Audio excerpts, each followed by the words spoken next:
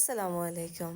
আমি সাফা। আজকের ভিডিওতে তোমাদের বলবো আমি কিভাবে আমার জুয়েলারি ব্র্যান্ডের নাম ঠিক করেছি। গত অনেকগুলো ভিডিওতে তোমাদের কাছ থেকে সাজেশন চাচ্ছিলাম কিভাবে আমি নামটা দিব, কি নামটা দিব, কিন্তু ইউটিউব অ্যালগোরিদম হয়তো বা আমার ভিডিওটা তোমাদের পর্যন্ত পৌঁছাচ্ছে না। তো আমি নিজেই নিজের ব্র্যান্ডের জন্য নাম খোঁজাখুঁজি শুরু করলাম।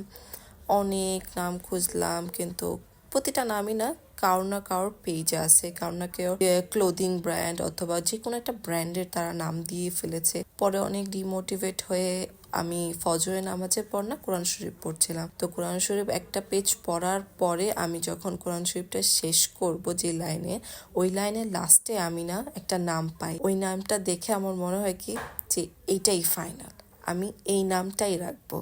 যেই ভাবনা সেই কাজ। তারপর ওই নামটাকে ফাইনাল করে আমি এখন ওই নামের জন্য লোগো বানাচ্ছি।